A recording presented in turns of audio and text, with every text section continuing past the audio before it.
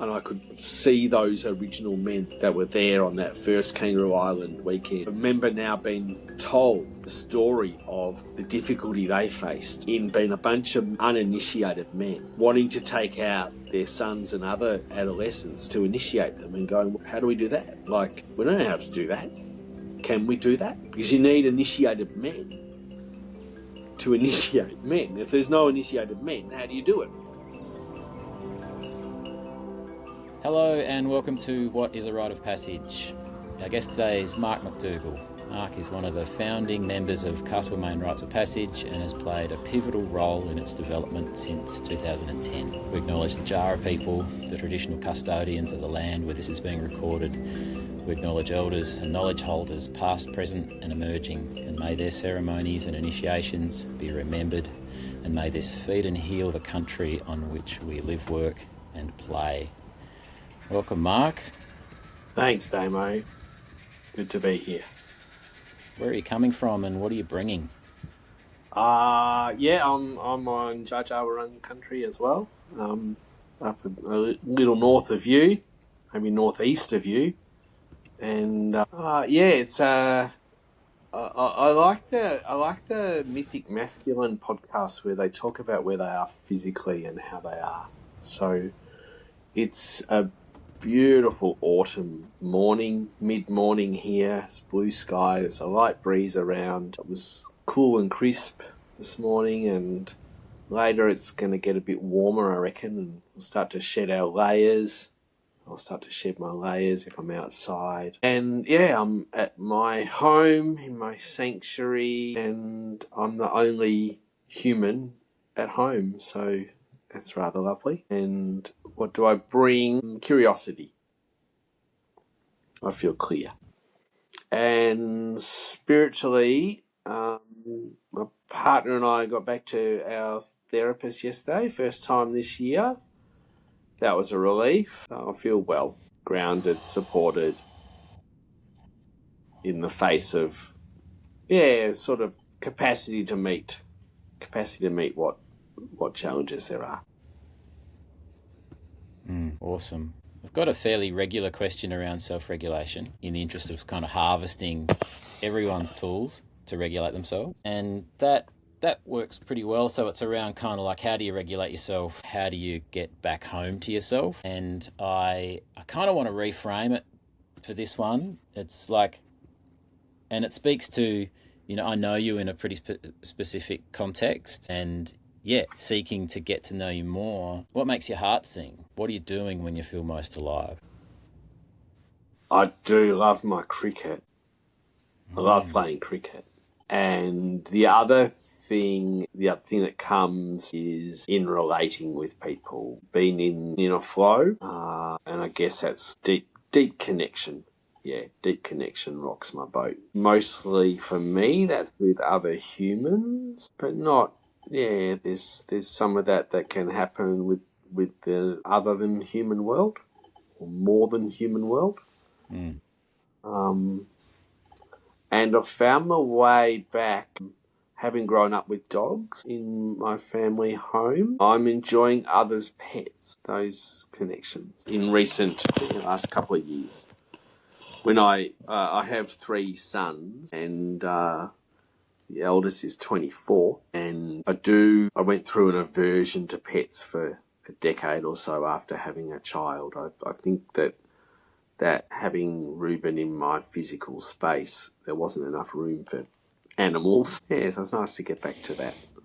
Yeah, thanks for sharing that, especially the cheeky smile when you spoke about cricket. Yeah, there's significant overlap. I feel like, having been involved in the Castlemaine Rites of Passage since it started in 2010, and in some other men's work for 15 years before that. And then at one point getting a bit burnt out by which I'm glad has passed with the Rites of Passage. I feel like that type of work is, in some way, that relational work, it's what I do at the cricket club. It's quite a different venue.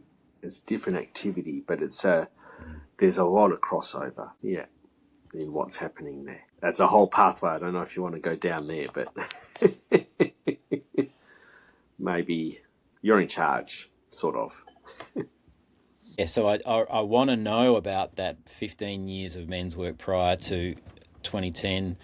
I want to know about your experience in Rites of Passage. And I also think that how you do relationship in a cricket club through the lens of your own experience, I think it's a critical topic. Great. Well, when I finish talking, I'm going to give you a thumbs up when I finish that little bit. But let's talk about all of those things. Beautiful, man. You start wherever you want. I started with men's work when I was living up in Lismore in northern New South Wales on Bundjalung country, 1994, 32 years ago. I saw a sign, a poster, open men's group. Everyone welcome. And I went along. This thing I may have run weekly, fortnightly, don't know. Being in that space felt like coming home. It felt like something that had been absent in my life for a long time. It was a remembering beyond conscious awareness. There was something in me that was like, I know this and I remember this. And I feel like that was from earlier in my life, but I don't, as I say, it's sort of beyond the conscious realm. And so I came to really value that space. And from there was a bit of a hub, Lismore, for men's work. There was a group that called themselves the Circle of Men. Rain Vanderroot was the centre of that. Other men, David Tibby, Rob Fleetwood, and a fourth who remains a mystery. Maybe there was a fourth. Anyway, so they were around doing their sort of ritual, ceremonial work. They were running an event each year called Standing Up Alive. Mm. So I hooked in with those guys. David was really my first mentor in a conscious sort of way. He was about 20 years older than me. And I became, separate to that, I became involved in Men's Line, volunteer phone counselling service that operated 4 hours a week. Yep. 4 hours a night, 7 p.m. to 11 p.m, I think 7 days a week.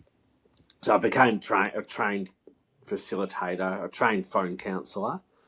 And that was much like the community, the Castlemaine Rites of Passage, that was a community of men, really. I did a men's group facilitator training course with Ken and Stuart, were their names. Stuart lived on Dharmananda community. That's a long-standing community. I think it recently celebrated, somebody was telling me, their 50th or their 60th year or something. Life and depth facilitator training was what that was called. So yeah, I just hooked into a lot of that local stuff that was happening.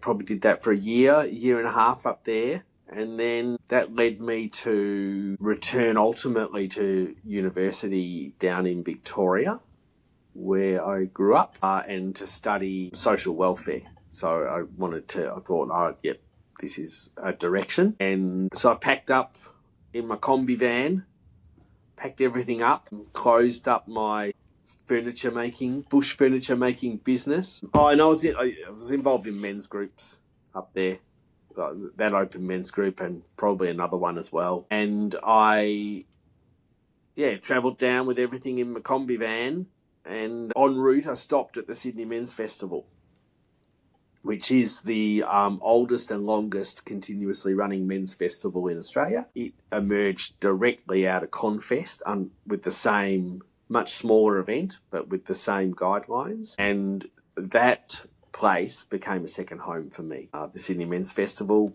it would run for 7, 8, 9 days every January. And I feel like certainly Ruben, my eldest son, grew up there. Gianluca and Aidan have also been to the Sydney Men's Festival. And I, just used to go there every year religiously. And And that was actually where I first was part of Conscious Rites of Passage, because there were kids like, children like Reuben whose fathers had come to the festival before they became a father, and then brought their little kid there, and come the age of, they do it a little bit younger than what we do in Castlemaine, but yeah, around 13, maybe even 12. They'd this thing developed out of a need, as it tends to. First one was one of the original festival goers, Melvin, took his son, who'd be in his 30s now. We initiated him, sent him off into the bush for one night to, there's actually like a cool, over the other side of the river. This camp is on the Georges River in southwest of Sydney, near Campbelltown, a place called Minto. The actual camp is no longer available to the festival, but it was actually the base of the Communist Party in Australia, as I understand it. It's now got some First Nations ownership, but it's fallen into disrepair, and there's work that needs to be done. And anyway, that's not accessible anymore, so we use the Buddhist camp next door, the Sydney Men's Festival's moved to. So there's a little bit of men's work history of Australia wound into this. But I used to go there, and yeah, it was like my family. It's like my family, that mob, Sydney Men's Festival. And so we'd send off in a less, fairly sort of unsophisticated way initially, send off these young fellas, sometimes on their own, sometimes in a group. And over the other side of the beautiful Georges River is it's an area owned by the army, and so there's little signs up, do not enter. There might be dangerous things in here, type thing. But there's a very cool cave over there with a hole in the roof, but enough, a place where the youngsters can have a base for a night. So yeah, we basically put them out there and welcome them back the next day and celebrate them. They usually go on 24 hours. That was what I really liked about that Rites of Passage, is that the most of the youngsters that went through had grown up at the festival, and they'd seen this happen, and they knew it would happen for them, and they were wanting it. And for the older men, with a changing sort of demographic of who would come to the festival, significant portion of the older men involved in doing it and appreciating it for what they didn't get themselves in their lives. And that echoes through our Castlemaine Rites of Passage, lots of those things. And gradually what happened at Sydney became a bit more sophisticated over time. And really that festival has dwindled. It's well past its heyday, and it's probably 15 or 20 men that come each year now. And yeah, it doesn't really work for my kids anymore, so I haven't gone for 4 or 5 years. But yeah, so that was a strong grounding, the Sydney Men's Festival, in experienced men in men's work for me. And then, growing up through from my early 20s up until, I'm in my mid-50s now. So there was, I remember the first festival I went to as in that sort of young warrior energy. When I was up on Bunjalung country, I'd travelled up to the Sunshine Coast Men's Festival and the Gold Coast Men's Festival, which were booming events, 150, 200 men, quite structured and run. And I'd experienced a wild man workshop at one of those festivals. And I remember that first year I went to Sydney, I teamed up actually with Peter Glencross and I think Nick Badman, and there was a crazy dude from some European country, and the four of us ran this wild man workshop. We concocted what we were doing and had people standing in their warrior energy and yelling at each other, trying to get them to yell from their bellies rather than their throats, so it doesn't hurt your voice box.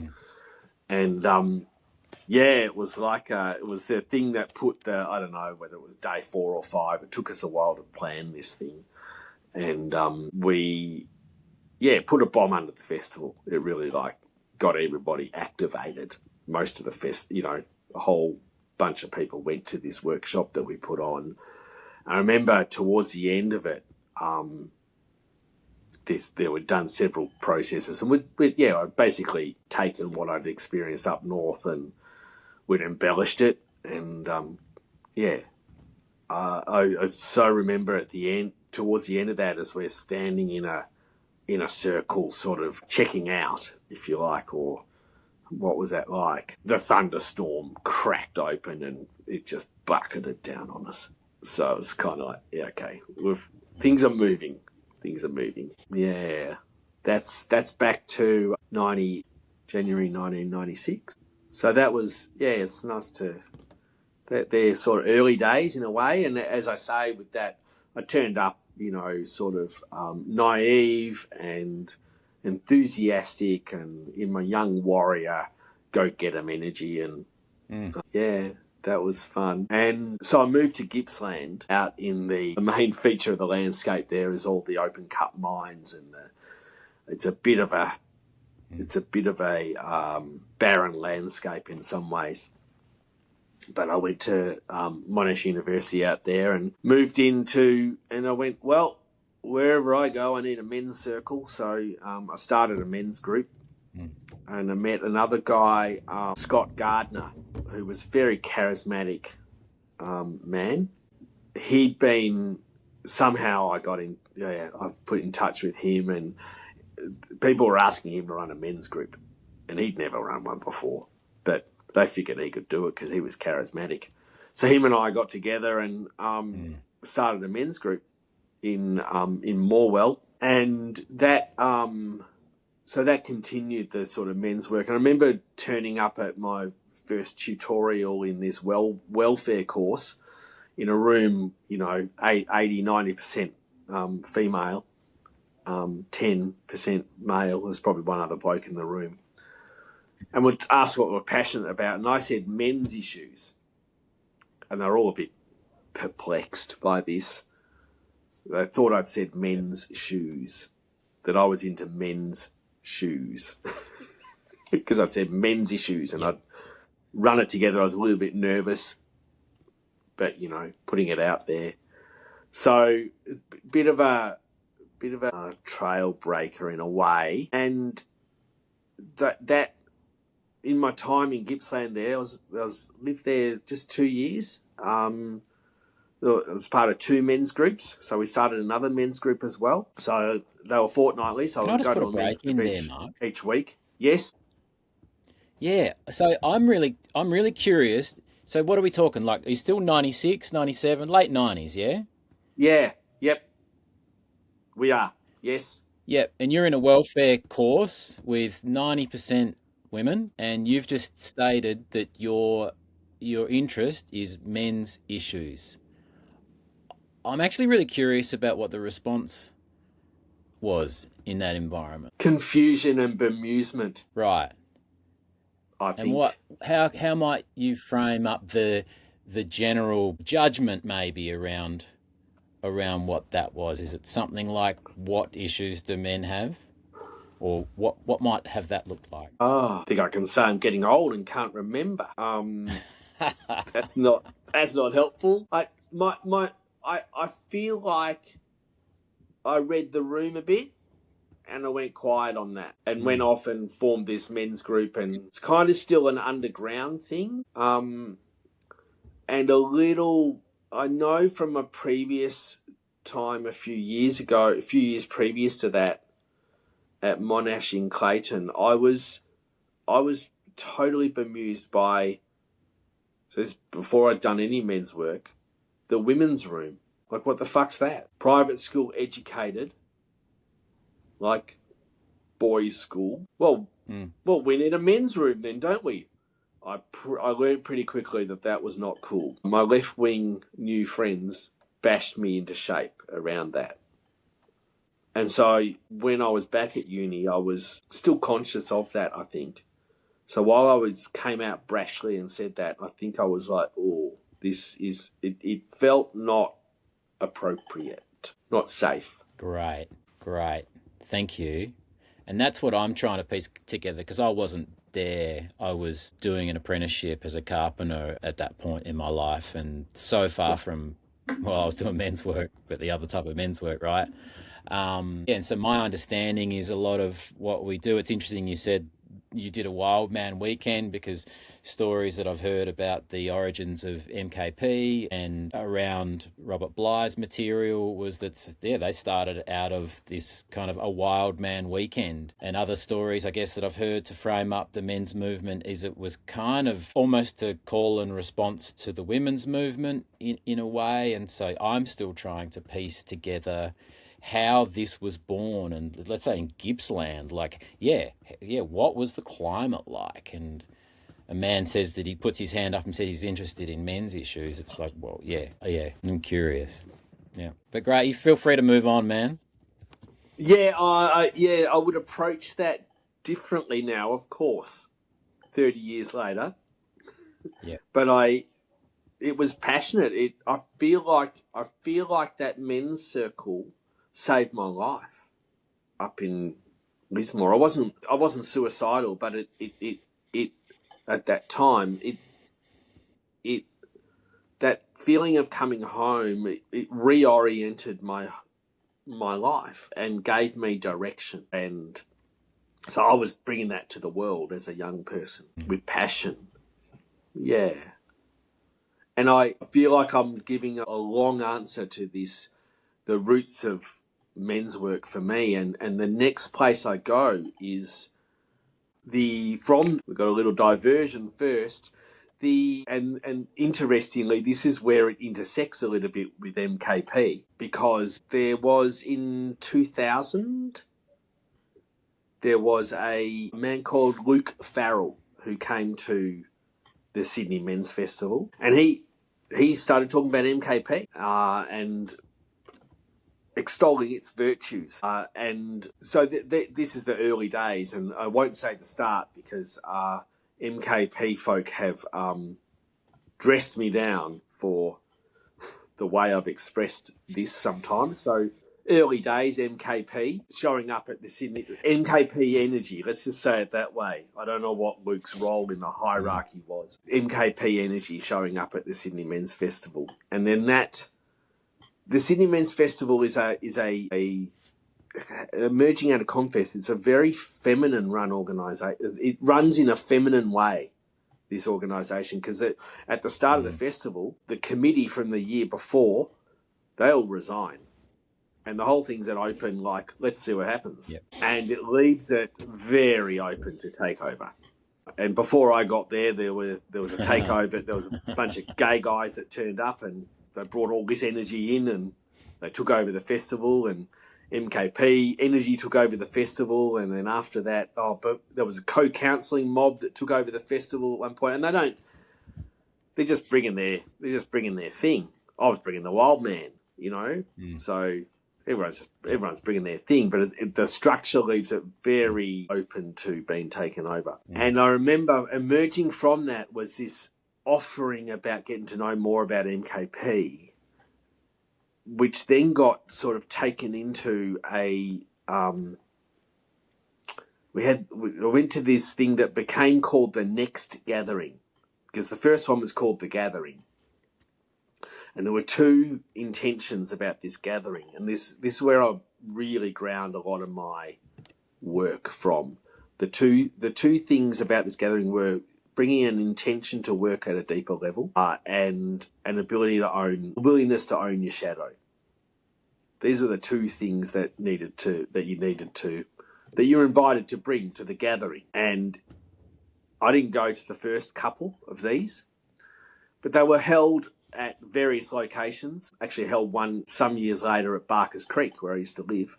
So we held a couple of Victorian chapters of the Next Gathering. But the story goes that the first one was called The Gathering, and then the second one was at a different place. And in terms of getting men to it, people need to stick up some signs. And so they called it the next gathering, because it was the second one, the next gathering. And to stick up some signs about directions about how to drive there, they stuck up these signs that just said next, and with an arrow on it. So this thing became called the next. We dropped the gathering. And so then we gather on a Friday until a Sunday afternoon, usually under one piece of one tarp or two tarps. We'd all sleep together in sleeping bags. We'd have a fire, and we'd show up and see what happened with those intentions. And I learned a lot. I learned a lot with those men. Each one was different. Each gathering was different. And the other thing, the cute thing about the language was we'd talk about the next, and then we'd talk about the last next, or this next. So it's called the next. It doesn't happen anymore, but it was... that's where we went through a stage there where people could bring a process and run a process. So you could you could try the latest thing you'd heard of or what you're into, and various power struggles over which modality to use and whether people were owning their shit in the right way. And there were people who knew each other for a long time there, and there were some conflicts that were present in the group as well. And I do remember one where we probably spent like 6 hours singing songs around the fire, people bringing songs, and Ross from Newcastle playing. He was very talented muso, so he could play, he could make a request and he could play it for you basically, and we get to sing it. And I was remembering when we were down at the Five Flags the other night, Castlemaine Rites of Passage, and singing. I've so missed that. Like at the Sydney Men's Festival, I remember singing with a whole, 80 or 100 men singing Mike and the Mechanics, The Living Years, a classic men's song about fathers and sons, connection, disconnection. And I feel that right now. Like I feel it's in my body, the joy of singing with that many men, because it's a beautiful thing. Thank you. So the next gathering, and that was a bypass from, because I was heading towards discovering that I was going to be a father.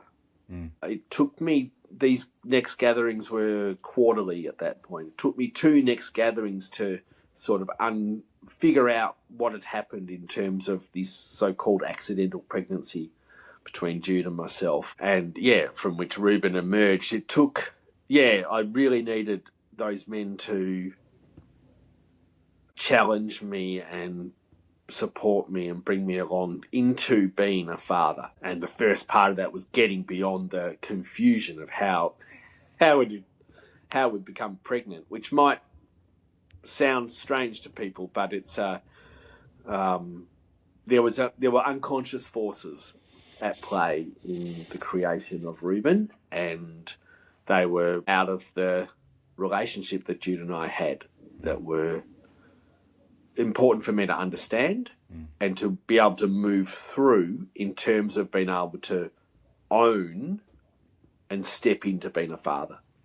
So I went to a friend of mine. I was living on the outskirts of Melbourne at that point, King Lake, and my friend Jason lived in the Yarra Valley, and I asked him if him and I could put on a workshop about becoming a father, and with the aim of co-creating a ritual to allow me to enter into that space. And I had another man there whose name was also Mark, his good friend at the time, who was also expecting his first child. As it turned out, Yannon, Mark's child, was born later than expected, and Reuben came earlier than expected, and they ended up being born 2 days apart from each other. And those young folk went to school together, yeah. So anyway, I called together some of the men from the next, even though it was sort of only just, some of the men who went to the next later, I guess. And yeah, we just we gathered at Jason. So people came from interstate and around the local area as well. And I just called together anybody who I felt like knew something about fathering. And we did a sharing circle and some other things. And I remember at the end of that, several hours later, I was like climbing up into a tree as part of this ritual and hanging from it upside down. And we just created this on the spot. And it was like I needed to ask for support for people to have a safety net. And that moment of letting go from that tree and being caught by those men, that's when I became father. That was my transition into fatherhood. So I didn't know what I was doing. They were there. Yeah, me and Jason just put this workshop together and that's what we did. And I've since run that sort of thing for other men who've become fathers. Christos, who came through our rites of passage, in his cultural upbringing, it was called a blessing way. Yep. So, facilitated a blessing way for him, and and the other, it's all coming. I was quite active around that time because that led me into running talking circles in hospitals, at Box Hill Hospital, within a program called Good Beginnings, where men and women parents go to prenatal classes. And this hospital saw the need for the men to have a bit of a separate space. So I'd rock up to that and, just sit with the men and say, so, big time in your life, and talk to them and, just see where they were up to. Which is probably, for a lot of those blokes there, maybe their first experience of a men's space in that sort of conscious way. There's lots of men's spaces around, but to sit around and talk and not be doing something together is a different space. And because what I discovered, having been fortunate enough to catch my son directly from the womb and hug him to my bare chest, and then just have that absolute, and many men talk of this absolute heart-opening moment that is. As you look at that being in your arms, I knew that was a huge opportunity to engage men with their hearts. Yeah. And so I saw those pre-birth sharing circles as an opportunity to let those men know something of that. Yeah. How do you feel about a little break? Yeah, a little break? Yeah, I need a piss. Sure. Yeah. I think I'm done on my answer of the pre-Castlemaine Rites of Passage men's work. Beautiful. I think I've answered that. And I'm grateful for that trip down memory lane, because I know there's a lot there, but I haven't talked about that for quite a while. Thinking about some of those men, I went to Robert Gordon's funeral up in Bellingen, or his memorial after the funeral. No, it was actually his funeral 3 or 4 years ago, because he's dead now, And he was a huge part of the Sydney Men's Festival for me. One of my best mates there, and watching those, because I like that young fella that came on the recent Rites of Passage at Castlemaine, who was saying, I'm no longer the youngest fella in the group, and how big that was for him. I was the youngest fella, apart from the kids, at the Sydney Men's Festival in my 20s for 10 years. Yeah. And then I became not after a while. And I do, so it's nice to remember those times. And, my good friend and mentor, Graham North, who's, working his way through a bladder cancer journey at the moment in his mid-70s. Still lives on his catamaran, you know. Mm. So yeah, and all those other men. So it's nice to remember them. Well, thanks for bringing those names into the space, man, and thanks for bringing that bit of history.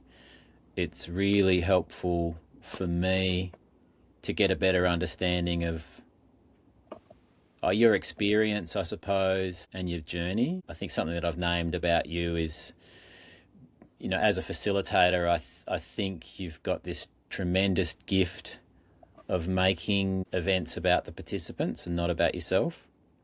And that's a two-edged sword, yeah? So it's like you're always providing that space for the participant, not prioritising yourself. And the other side of that is that the people around you don't get to know as much about you, I suppose. So this conversation's a real gift for me. I guess I would to steer the conversation into Castlemaine Rites of Passage, how that began for you and what your journey has been. Sure. Yeah. So in 2004, I moved with Jude and Ruben, 3 years old, to Castlemaine, attracted by the country town aspect. We moved from Kinglake, which is sort of a dormitory suburb, but fairly removed from Melbourne, where a lot of the community drives off the mountain to work and get supplies, and so there wasn't really a centre. So I was attracted to Castlemaine because it's far enough from Melbourne and enough of a community to be its own place. And I remember saying, you can drive into Castlemaine and you can walk everywhere. And that's still the case. Changed a lot in those years, but I was attracted to the community, and I think that's possibly, it's certainly one of the big strengths of Castlemaine Rites of Passage, that the vast, 80% of the leaders, and have become leaders, live in the community. They live close to Castlemaine, and they can therefore be involved in each other's lives and sit in the same men's circles outside of Rites of Passage and other community events. And when there's a death of a significant person in the community, there's 12 dudes from the Rites of Passage there because of the connections in the community. So I was attracted by the country town aspect, there was enough of an alternative culture here, a strong artistic culture, and we had friends here. And the curious thing, I remember coming and visiting Castlemaine before we moved here, people would ask, so when are you coming to live here? And it's like, that's weird, but it was a number of people would ask that. It's like being invited. Anyway, so we did move here. And I got here and I heard there's a men's group. Oh, good.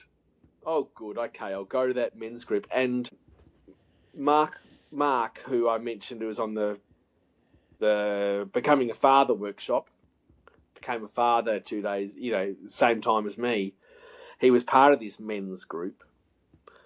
But upon sort of scratching below the surface, it turned out that this group had met maybe once in the last 6 months and was intending to do it again, but there wasn't anybody driving it or being a centre or whatever. So I just put myself in that position and drove the thing. And I can't remember who. I know that Morgan Currajong, who was another guy on that first Rites of Passage in 2010, he was part of that men's group.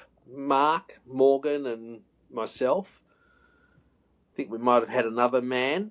Anyway, I remember early on I just said, well, I think we should meet fortnightly, and that was just too much. That was way too much for these dudes. But I stuck to my guns and said, well, I'm going to come fortnightly.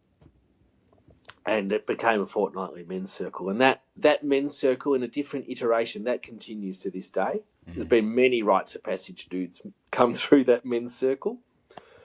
And thankfully, there's half a dozen men's circles in Castlemaine these days that I know of. There may be more that are still operating below my awareness, which is great. So it got to, part of that circle was Ian Lillington. He came on early days. There'll be others as well, but Ian's really critical in that he had lived part of his life over in South Australia, maybe in more than one stint.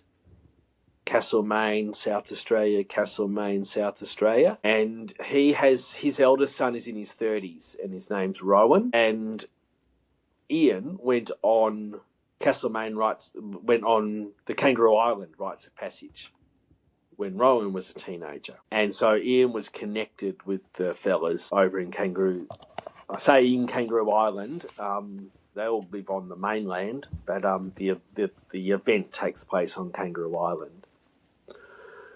And so Ian's got a wonderful, dreaming, visionary, initiating energy for things. So he plays that role. And, without him, Castlemaine Rites of Passage may not exist. So over a couple of years, he was sort of he talks up a lot of things, Ian, and some of them come off. And he's wonderful in that way. Wonderful community worker. And so Ian brought over, ultimately, some of the Kangaroo Island men to run a Rites of Passage in the Castlemaine area. And I was always going to be there, so I signed up as a participant. And the leaders on that first Rites of Passage are interesting to me, because that Rites of Passage was run by six blokes, all of whom had been through the Kangaroo Island Rites of Passage. There was Derek and Tresh and a man called Gabriel, who's younger than Derek and Tresh. And there were three other men. Wonder if I can get them all. One of them was Ian Lillington. Another one of them was Tony Mulheron, who had taken his eldest son to Kangaroo Island. And Tony, I took Tony to the Sydney Men's Festival. Tony was at the first Melbourne Men's Festival in 1996. It was initiated by another mate of mine, Alan Fraser, who predates me at the Sydney Men's Festival. Alan died a couple of years ago, so I went to his memorial as well. So Tony Mulheron was there, and the other one was Rowan, Ian's son. So there were sort of three locals, sort of. Tony's from over Ballarat way. 3 Victorians, let's say, and 3 South Australians, and they ran that first Rites of Passage. And Ian's second son, Ned, was on that Rites of Passage, because I won't go into what happens on our Rites of Passage, but you'll know when I say on the first night, Ian sort of had a quiet word with me. Would I look after Ned in the location that we were going to be? So, there was. I certainly remember Ned being on that Rites of Passage, because as a participant, Ian sort of seconded me into an unofficial caring role to keep an eye on his son. Yep. And there were, I'm not sure, maybe 3 teenagers on that first Rites of Passage, and 10 to 12 adult men as participants. Yeah, that took us through a process from Friday night to Sunday, the bones of which are still part of what we do today, 16 years later. And in 2010, what Derek and Tresh and that mob provided for us, had the bones back into the 90s of what they'd originally created on Kangaroo Island. Particularly not Derek or Tresh on that first one, but Greg, who came over and walked the land on one of their reconnaissance missions to find a place to do the Rites of Passage. So, Rites of Passage, that was the first Rites of Passage, Castlemaine Rites of Passage. And then we missed I think 18 months later, in 2012, Derek and Tresh returned to our area, and there may have been another fellow, and they were here to support some of those participants on the first Castlemaine Rites of Passage to run the second Castlemaine Rites of Passage. I think we had 3 or 4 participants which is probably a relief. And our leaders group, from my memory, apologies if I omit anybody, myself and John Terry, Mark Hook, Stuart Carter, Morgan Currajong. I don't know if Tony was there for that next one or not. Yeah, so my memory of that is that these Kangaroo Island men sat in the shadows and pushed us forward and just said, off you go and do it. And there wasn't a lot of spoken guidance, but they would, and we took people through a process. I don't remember a lot of the details of that, but that was 2012. And what I do remember is at the end of that, on that, you'll know what I mean when I say on the Sunday morning circle, when we're still on the land there, I remember that Derek and Tresh handed the thing over to us and said, "You're good to go." Wow. Off you go. And they gave us some artifacts, a special bowl, and that's had its own journey, I tell you what. And there was another one too, but there was this physical presentation of, you've got this, take these. Oh, I know, it was they gave us these, or they had made these iron things. They're probably still in the bush out there, of a representation of the masculine and a representation of the feminine. And there were these cut pieces of iron that we could use in a circle and get participants to move around with them. And they used to live in a certain place. And I reckon they'd still be there. We don't use them anymore, but they're probably relics of an earlier iteration of things with the rites of passage. So they left their mark on us with some physical representations, but also, they gave us their blessing and said, you're good to go.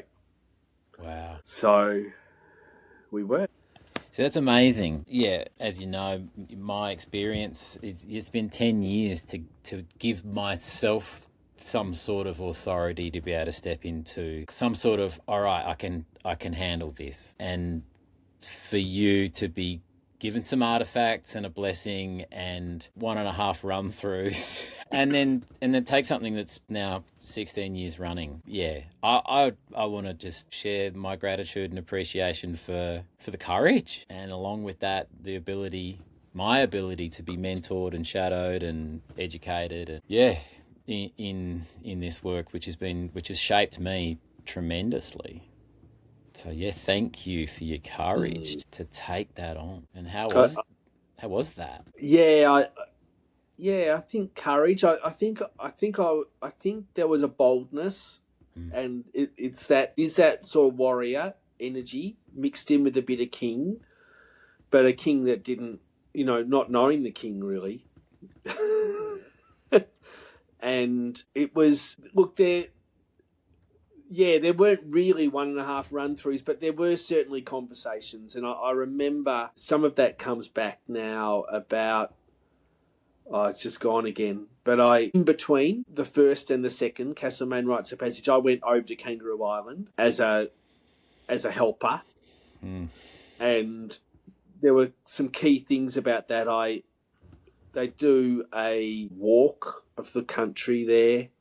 I'm happy to share that. And there was a part of the process where they don't use there's a site they don't use anymore, but it was used on the first one. I remember being shown that site from a distance, and it's like I could see back over into the past, and I could see those original men that were there on that first Kangaroo Island weekend. And so I remember now being told the story of the difficulty they faced in being a bunch of uninitiated men wanting to take out their sons and other adolescents to initiate them, and going, how do we do that? Like, we don't know how to do that. Can we do that? Because you need initiated men to initiate men. If there's no initiated men, how do you do it? So they came up with a creative solution to that by creating a universal, they used a mask to have a universal initiated man. to initiate the first man. And then that man could initiate from there. And that's what it is, going right back to 1990 something. Yeah. Pretty amazing. So they were bold and courageous. Yeah. And inspirational and passionate, and being gifted. We were gifted this process. Yeah. And I think we've made good with it. In fact, I know we have. Yeah. So yeah, it's been wonderful. How was it? It's been wonderful. It's been hard. I've been burnt out. I've learned so much. I've got a community that is really strong. If I'm in trouble, I got so many people I can call. But most importantly, I know to call them. Yeah. Possibly because I've told so many people to call people if you're in trouble. Yeah. Yeah. I've said that enough to actually do it myself as well. Because you know how you say the thing, you tell other people to do the thing before you do it, before you actually fully embody it yourself. Oh, especially that one. Yeah, that's been part of the process, you know, just faking it till we make it, or just faking it. But we believe in what we're doing, and we don't actively recruit for our leadership to join our leadership group because people want to come, because it's filling some need. And, you know, bless the teenagers that come back too, because they're such a critical part of it. And it's meeting a need for them. So we're doing something, and it feels good. Yeah, there's this other one question, or it's just a few questions really about, it's just like I think it was a little while ago I put together a set of questions that I might ask you if I had the opportunity. And it's like, what's the cost of this work and what do you get? You kind of alluded to it before, but what's the cost and what do you get? Yeah, what I get is community, connection, esteem, friendship, a sense of worth as well, and value, acknowledgement, challenge, support. And for me, in the role I've been in, the costs ultimately become the gold anyway. And I've struggled with being the person that people can complain about, the one whose fault things is that things are the way they are, or they didn't happen, or they did happen, because I've been very central. And so there's been some it's a very mixed thing, because those challenges have come from other leaders rather than participants, because other leaders that become attached, everybody's attached to this thing in some way. That's why they're a leader. So they value it and it matters to them. And so when their challenge arises, or their wound, or their however that manifests for them, what the easy place to go, or the comfortable or the familiar place to go, is to go blame dad. And I'm the father figure. So I'm much better with that now. And at times I certainly laugh. I certainly giggle with it, with a wry grin, much more now. And at times I welcome it, because it still happens. It's been a huge learning for me about. So there's the gift, the learning about leadership, and my contribution to Castlemaine Rites of Passage and how I have led it is born from those experiences at the Sydney Men's Festival and lots of other places where there was no hierarchy apparently, and yet there's a hierarchy. Funny that. And there's power going on. People exercising personal power, and power for what they might think is the good of the group, but might not be. Yeah, so it's driven. That sort of participatory model has its downside, and men coming in and discovering that it's actually not what they thought it was exactly, and playing out their wounds through the leadership group, and how the group allows that or meets that or doesn't meet that.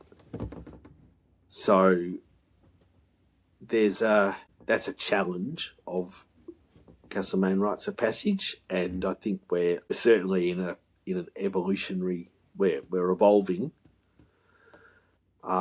It's the other thing I'd say about cost is there's been a significant cost for my family, with my energy being involved in this and pursued at the cost of other things. There's usually a bit in every Rites of Passage gathering that I'm involved in where Duke goes, another meeting? Oh, another? Was there more? Because there's a fair bit involved.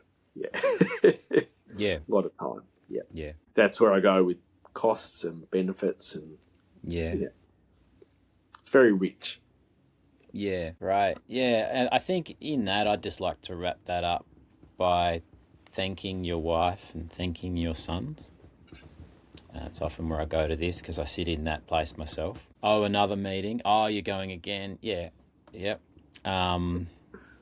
So thanks to Jude and thanks to the boys, and it's an amazing gift to the community that's not always visible from inside the household or inside the needs of those in the household. It's just a really real question for me, and it's, you're saying we don't have to recruit leaders, and we're not going to recruit them by having this conversation, but I think it's a critical conversation to have, and it seems to be the way that this project is shaped. I'm trying to get an understanding of it, right? I'm trying to lay out all the bits and try and get an understanding of it for myself, but my sense is that we're probably also better off everyone getting a better understanding of it as well. The whole lot. Yeah, what are we signing up for? What is it? What are we doing? What are we initiating boys into? What are we initiating men in? We're in an audio medium. I'm nodding my head. Yes. What is it? And it's having last, 3 or 4 weeks come off the last gathering where I had a different role, a clearly, for the first time, clearly defined role that wasn't, one of the main leaders. I learned so much from that, and there's so much available to every leader that was on that gathering, and that's always the way. Most leaders manage to mine some of that, which is great. And there's a thing about getting clearer that, there's some value in that. And it's also another necessary step in getting clear about what this thing is to do it and to do it and to do it and to do it. I remember Aaron said, when I said, I sense a need for me to be on this gathering, and he was relieved as because he was stepping into a bigger role for him. And he said that he'd said to you and Step that, I want somebody who's done 20 of these before. I don't know if I've done 20, but it was like that. Yeah, he wanted that. He's got a sense of that. Yeah, that there's so much to learn through doing them. Yeah. And I see that certainly happened for you on this last one, just going, oh, right, oh, yeah, just clocking the things that you hadn't seen in that way before or understood that way or noticed. Yeah, and that's the way it is, And I think we can bring some more consciousness to that and awareness to that. We can't study it. It's a doing thing. Yeah. Is there anything more you think or feel or want to say on the topic while we're here? I hope I've been humble enough. Yeah, I think so. Yeah, I'd like to. Yeah, I'd say generous. Thank you. I may say I feel satisfied, sated in some way. So thank you for the opportunity. Yeah, thanks, Mark. Like I said before, it just brings such a sort of, I guess, just shines a bit more light on the picture, of what you've brought. And that background on men's work in Australia, I think that's just a critical piece. It's certainly part of my interest in how that shapes what we do and, what we're doing moving forward. Another beautiful bit is just that KI forged this out of nothing, and then Castlemaine forged it out of very little, and on it goes. And on it goes. And this is, I think, a myth around this work is we've lost this in our community and we need it, or we've lost this in our culture and we need it. And I think part of that's true. And it's like, well, yeah, I guess, and I've heard that out of the forging of KI. It's like, well, okay, we need it. We don't have this thing, but we do have us and we need it. How about we just do it? Yeah. And in terms of there's been the question, and you brought this very question, about can we seed this in other communities? We were gifted this, and I won't go into the women's rites of passage. They've had a very protracted birth. Unfortunately, they're out of the birthing room now, but it was hard yakka for them. We were gifted a process in a very different way to what they went. And through having had people come and say, I want to do this in my community. Can you help us? And our answer has been yes. We are open to that. And I think now, through nutting this out over a while, and most recently with Ian Flavelle, I think the way to do that now, I've been clear for a while, is you need some local men who are committed to this, a group, not just one or two. You need a group. And I think what would be enormously enriching for us is to have to seed another not too far away, so within a couple of hours of where we are. And we go with a group of those local men and we strip the process right back. We go back to 2 days and we identify what the bones of it are, what is actually important, what is it that we do, so that it can be achieved by them. Yeah. Because you come on ours now, it's like, oh my God, I can't do that. It's way too elaborate, because it is. Yeah. So I think that's a challenge for the experienced leaders to strip it right back. And I look forward to if we get to do that, what we learn from that. Yep. And that then it becomes more doable for others. And ultimately, it becomes more available. Yep. As a thing. There's, I guess, where I've come to men's work in a very sort of accessible way, is that, there's a tension in men's work about how we might monetize something. And you can buy a rites of passage in another community, in another place that's not community based. And it costs you, I don't even know how many thousands of dollars now, but it's several. And that's of value. That's valuable to people. Yeah, I really like our community-based rites of passage. Yeah, so there's room for all of that. But how to extend the community rites of passage is quite a question we've yet to fully wrestle with and resolve. Beautiful. But we're available. We're more available than ever. Yeah. We've got more capacity than previously to do that now. Yep. To actually meet that challenge.